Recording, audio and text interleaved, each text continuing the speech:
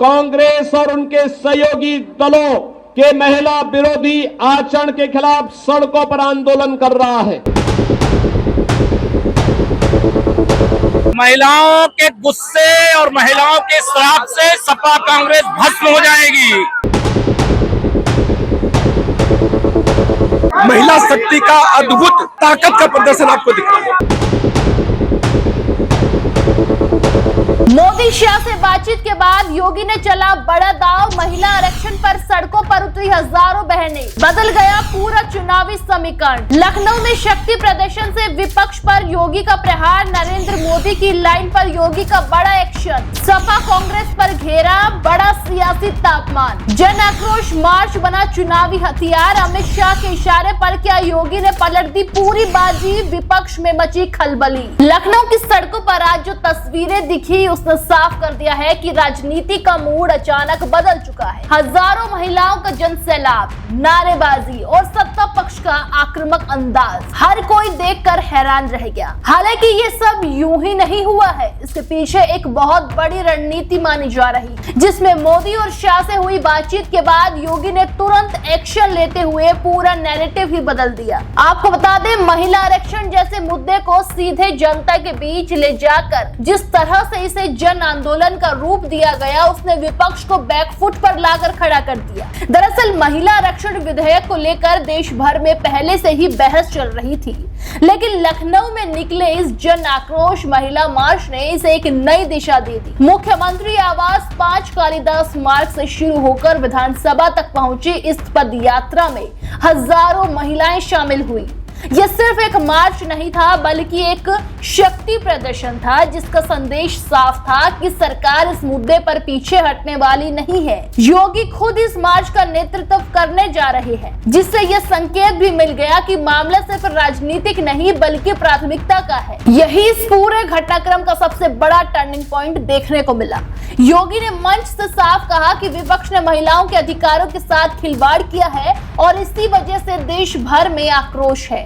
सपा और कांग्रेस पर सीधे निशाना साधते हुए उन्होंने उन्हें महिला विरोधी बताया है। ये कांग्रेस हो या समाजवादी पार्टी, इनका चेहरा और लोकतांत्रिक है, इनके कृत्य महिला विरोधी है।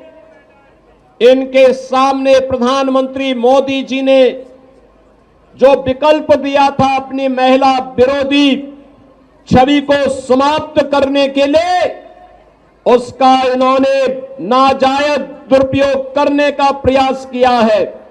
और आज इसीलिए देश भर में आधी आबादी कांग्रेस और उनके सहयोगी दलों के महिला विरोधी आचरण के खिलाफ सड़कों पर आंदोलन कर रहा है। ये बयान सिर्फ आरोप नहीं था दोस्तों, बल्कि एक बहुत बड़ा राजनीतिक संदेश था, जिसमें महिलाओं को सीधे केंद्र में रखकर विपक्ष को घेरा गया। यही वो रणनीति है जिसने पूरे माहौल को बदल दिया और मुद्दे को भावनात्मक रूप से जोड़ दिया। इस मार्च में सिर्फ मुख्यमंत्री ही नहीं बल्कि उप मुख्यमंत्री केशव प्रसाद मौर्य और ब्रजेश पाठक समेत कई बड़े नेता भी शामिल हुए। महिलाओं के गुस्से और महिलाओं के श्राप से सपा कांग्रेस भस्म हो जाएगी।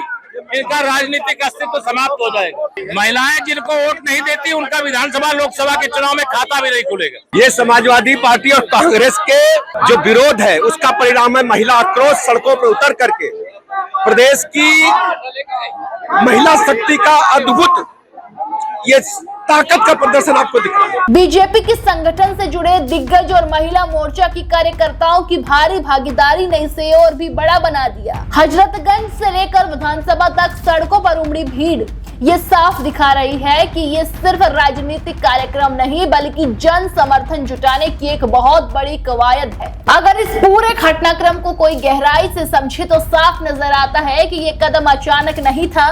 राजनीतिक गलियारों में चर्चा है कि शीर्ष नेतृत्व के बाद हुई रणनीति बातचीत के बाद ही इसे इतने बड़े लेवल पर अंजाम दिया गया है।